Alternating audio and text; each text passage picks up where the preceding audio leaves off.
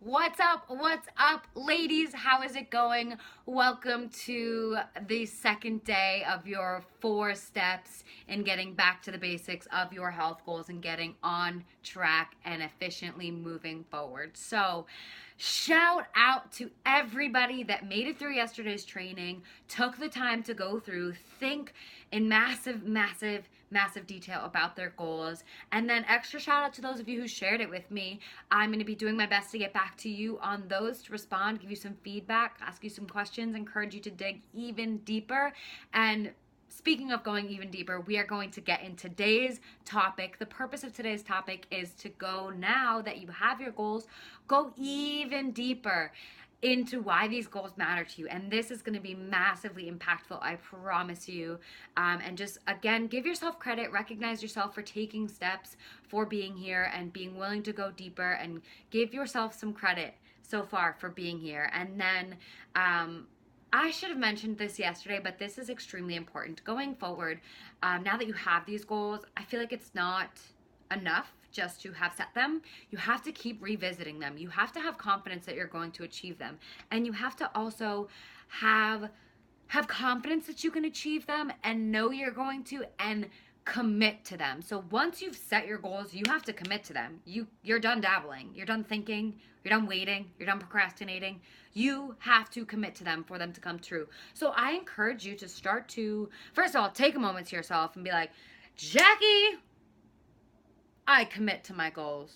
I commit to being less than 20% body fat and 130 pounds and looking lean, strong, and confident as shit. I am going to achieve this, right? So take a minute to commit to your goals going forward, because they're going to happen. You're going to do it. Have some confidence. And then I encourage you to start to, today forward, start to tune into the language you use around this. Are you using doubtful language? Because if you're using doubtful language, girl, you've set yourself up for failure. If you are using doubtful language, you have set yourself up for failure. So just tune into that. You're no longer wishing, you're no longer wanting. You are taking control, you are in command, you are deserving, you are good enough. So tune into your vocabulary, commit, and pay attention to it. I promise you'll catch yourself off guard a ton of times being like, ooh, well, I wasn't very confident. So tune into that, because it will help you stay committed and believe in yourself. So we're going to go ahead into today's topic, which again, like I said, is kind of explaining the importance of why you have to know why, and then exploring why these goals matter for you. So we're going to go ahead and dive in. So first of all, I just wanted to throw out a couple of the reasons why I do think it is important to kind of touch on this stuff.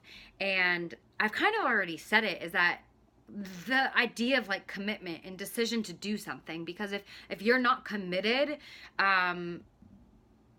you might stay where you are. You might take steps back. You might make really slow progress. But without being fully invested and committed, it makes it harder to make progress. So your health goals, in my mind, your health goals should not be a quick fix. It shouldn't be, I'm going on Whole30 and we'll see where I get in 30 days and then that's that. Hopefully I lose 15 pounds. Hell no, girl. You are changing your lifestyle sustainably and long term.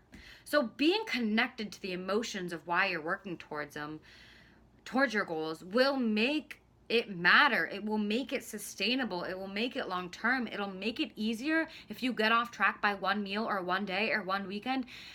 Being emotionally invested in your results and being confident and committed to the purpose makes it that much easier to stay on track. And I just think it's important that you all know that your change should not be quick fix. It should be lifestyle, long-term fixes, and you should know exactly why. And I'm going to help you ladies do that today. So I just also wanted to, again, same thing as yesterday, I wanted to kind of talk through an example of one of my clients who did not know why she had these health goals. They came to her, she didn't know why, and I had to sit her down and be like, girl, no, what else?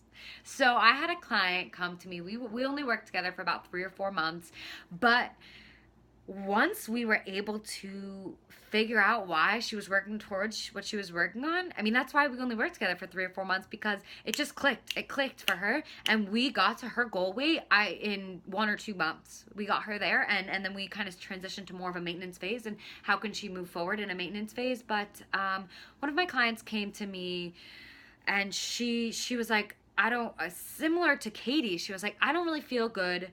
I'm not really working out, and I'm not really eating well. I'm not really taking care of myself, and I want to do more. I said, well, how long have you been working for this? Well, for a while.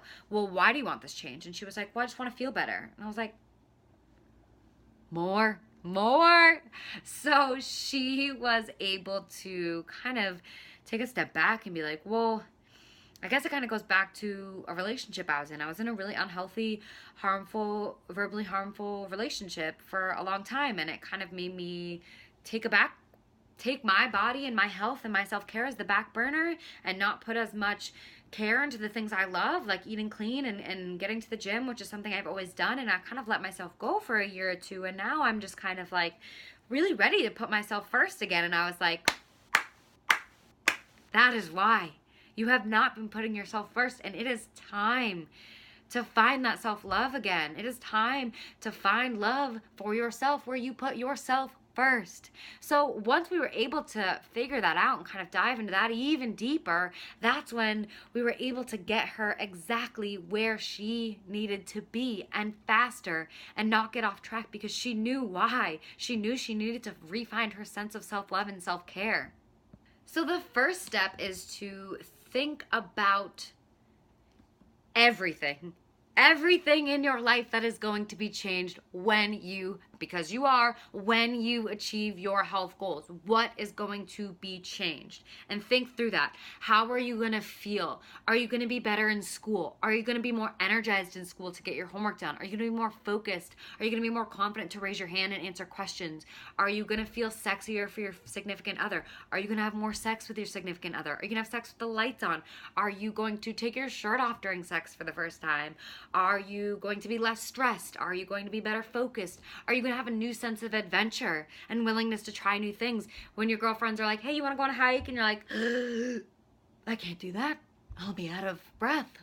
Are you going to have a new sense of adventure and be like, heck yes, I'm doing it. I feel good. I'm in good cardiovascular shape. Like, work, business. Are you going to get promoted? What are all the things you're going to be able to do and see and feel and think and have the power to do? You already have that power now, but once you do achieve your goals, what are all these areas of life? What's going to be changed? Are you going to be able to have more energy to play with your kids? I gave that example yesterday. Carry them to bed, bounce in the backyard with them, run around the block with them, hop on a bike with them. Think about these areas of your life that are going to be changed when you achieve your goals. And then I want you to also think about, this one's kind of morbid, but think about the negative connotations. Think about what is going to happen if, and you're not gonna, if you stay exactly as you are right now. So if you do not change your ways, if you do not create your dream body and your dream life and your dream sense of vibrancy, what's going to happen? What emotions will you have? What pain will you have? Where are you going to be? You might stay exactly where you are. Things might get worse. You might have slow progress. Things you do not want to have happen. Do you not want to get sick? Are you trying to avoid something? Do you have a family history of diabetes and you are staying away from that through clean eating and mobility and movement and self-care? Like, think about all the negative things that could happen if you potentially stayed exactly where you are right now, instead of making forward progress and making your goals freaking happen. So I encourage you ladies, as soon as this video is over, pull out that same journal you used yesterday, journal all of this out, get really clear on it, get really emotional about it, cry if you want to, laugh if you want to, smile if you want to, whatever you need to do. Just think these things through in crazy detail.